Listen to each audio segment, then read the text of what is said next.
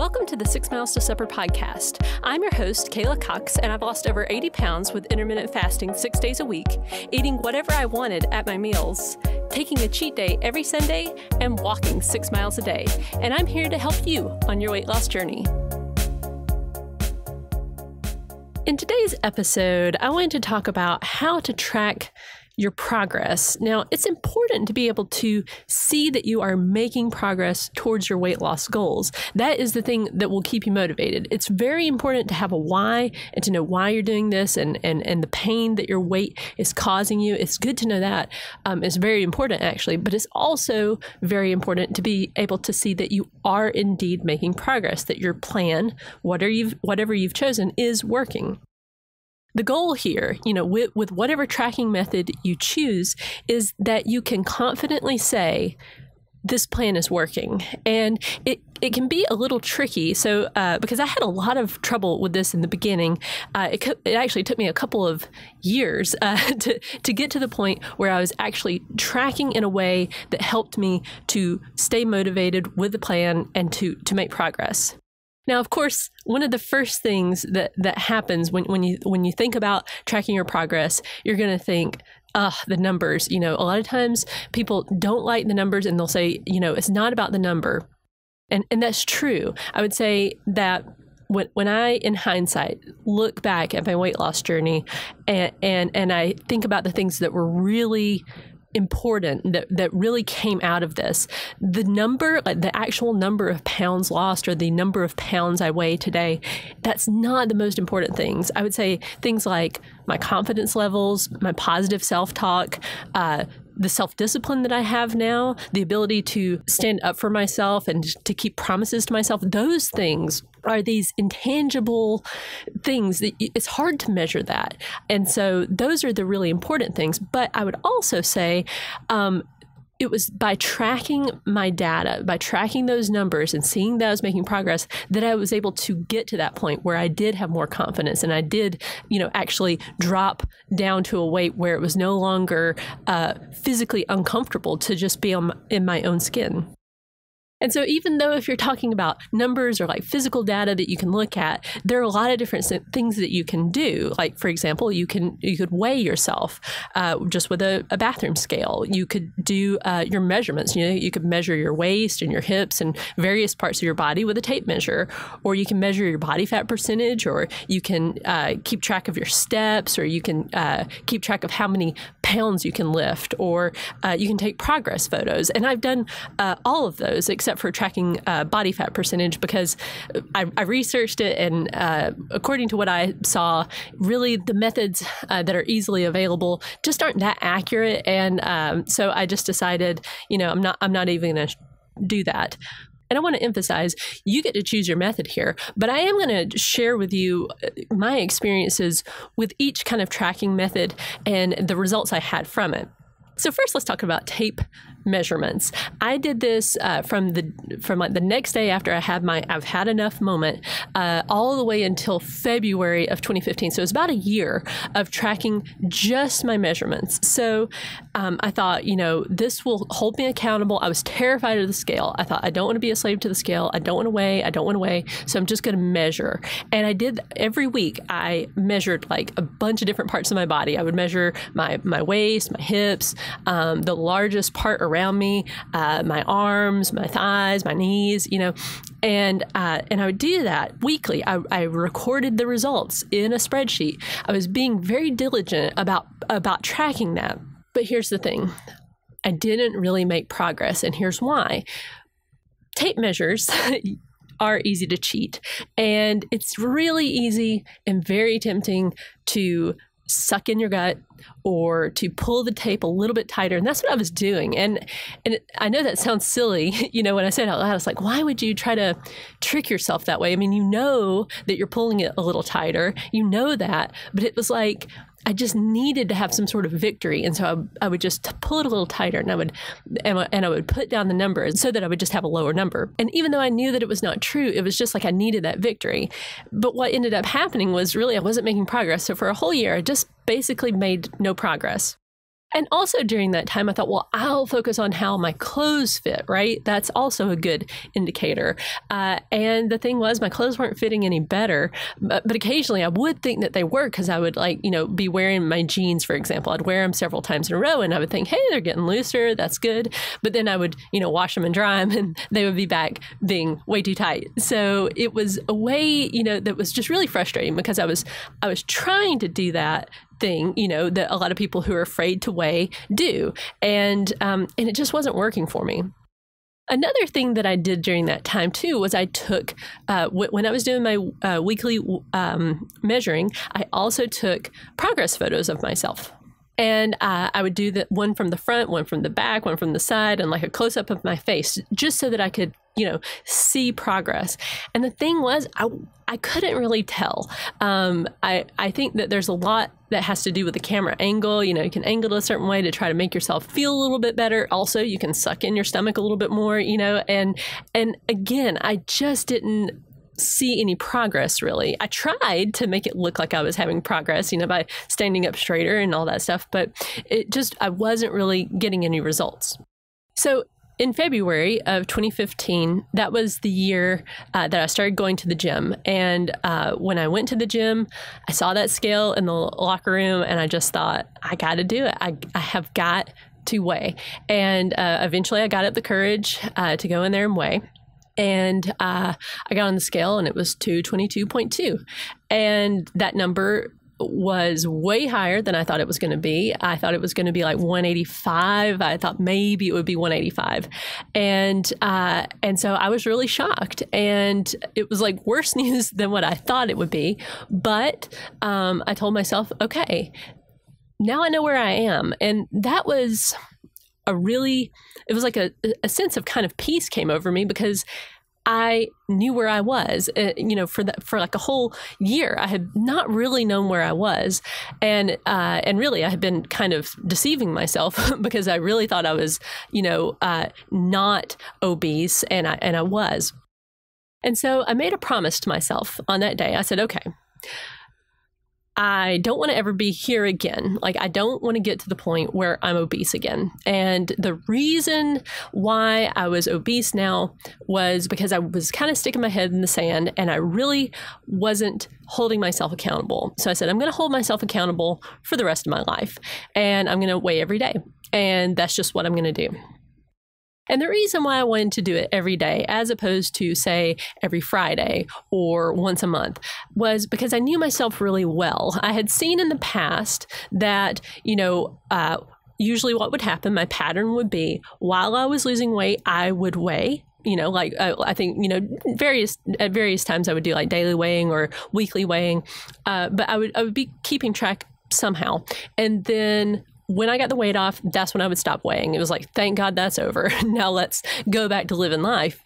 And then I would inevitably gain the weight back because I wasn't holding myself accountable anymore. So I said, okay, for the rest of my life, I'm just going to hold myself accountable.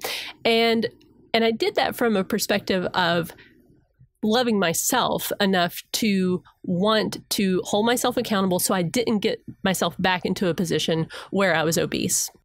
So I started weighing every day, and that was really frustrating, though. At first, it was scary. That was the first thing. The first day was the scariest, and the second day was scary, but not quite as scary. And then it was, the next day I was like, oh, okay, this isn't so bad.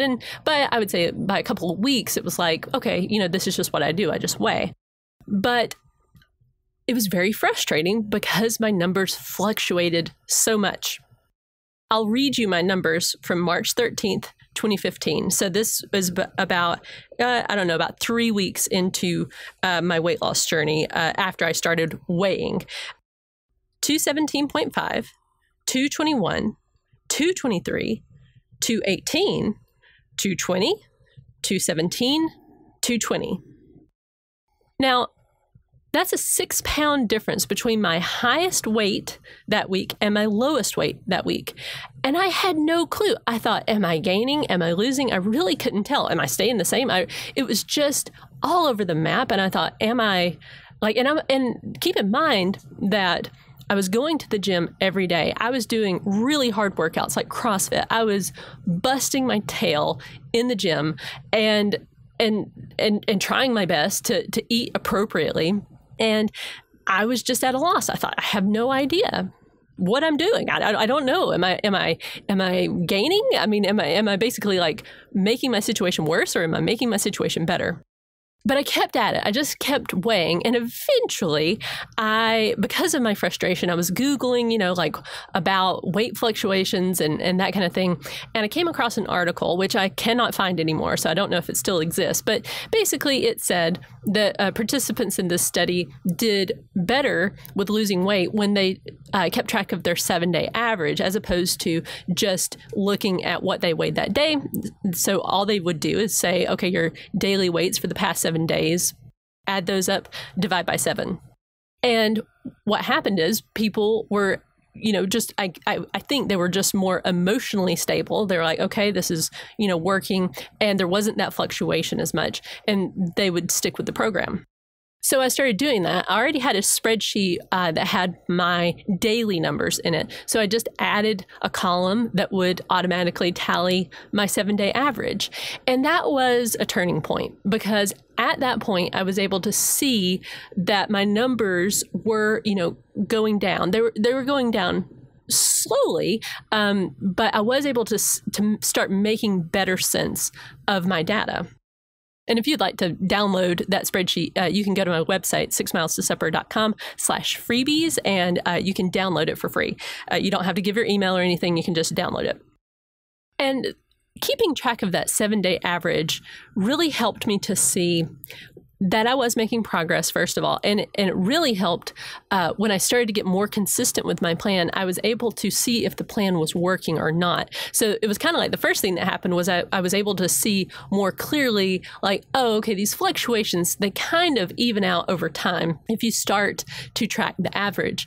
And then I was able to say, okay, so I need to try things for longer, because in the past, my mindset was like, oh, well, I'll try it for a week, and if it doesn't work, then I'll go on to the next thing. But instead, when I started to see like, oh, well, okay, normally the weight fluctuates by this much every week or so. And I started to see really I needed to try something for probably 6 or more weeks before I could even sort of kind of tell that it was working. And so that's what I did. And by January of 2016, I said, okay, I've got to simplify here. I have to figure out something I can stick to. And that's what I did. I said, okay, I'm just going to keep track of my 7-day average. I'm going to try this plan for like 6 weeks. And if it kind of works, if I'm at least losing a little bit over the course of 6 weeks, then I'll keep at it. And if I'm not losing anything, or if I'm gaining, then I'll change.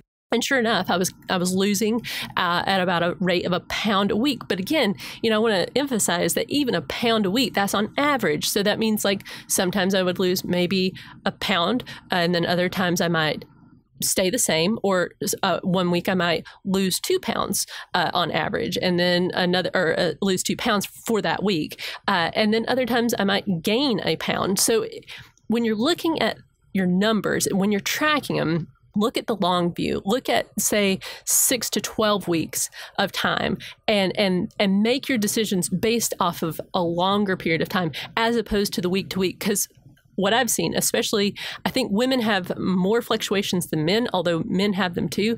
Our hormonal fluctuations cause, water weight gain, and so that can cause the scale to rise. So the scale is not a perfect indicator. I mean, it has its flaws, because it's just going to tell you the number of pounds you weigh. It doesn't tell you, like, oh, well, it's just because your water weight went up, and that's why you are, a pound or 2 pounds heavier or 5 pounds heavier. I mean, it's all over the map sometimes. But if you can keep track of that average over a long period of time, you'll really start to be able to see, is this plan working or not? Now, when you are tracking your progress, it is important to hold yourself accountable that you are being consistent with your plan, because that's the other piece of this.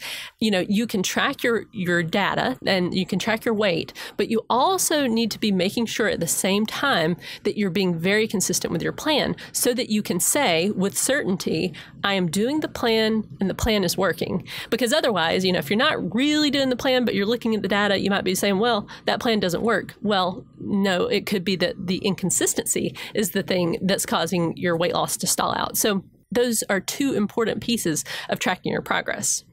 So just to let you know what my flow is like, every morning I wake up, I get on the scale. I put that number into my Fitbit app, and then about once a week, I'll put all of my numbers into my 7-day average spreadsheet just to see what my 7-day average is doing. It stays pretty stable these days because I'm just in maintenance mode, so it doesn't have a lot of fluctuations. Back, when I was trying to lose weight, I was a bit more like, okay, like what's my 7-day average now? And what's my 7-day average now? But these days it's not quite so top of mind for me. It's, I pretty much know where I'm at. And my plan is to just always do it this way. Now, is that possible? Could I, weigh every day for the rest of my life? I mean, I think I could, but my life may change. There have been a couple of things that have come up, little things that we've thought about with our future, and I've thought to myself, I don't know if that kind of lifestyle would make it so that I could weigh every day.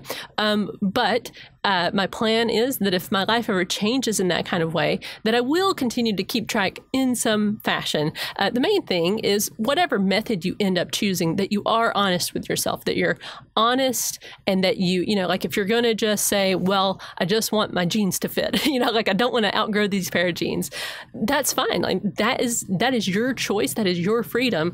And I just want to encourage you that whatever you pick, do it for your own reasons. And so I hope this episode has helped you if you are trying to figure out the whole weighing thing or how to track your progress. I hope that my experiences can help you on your journey. Thank you for listening, and I'll see you in the next episode.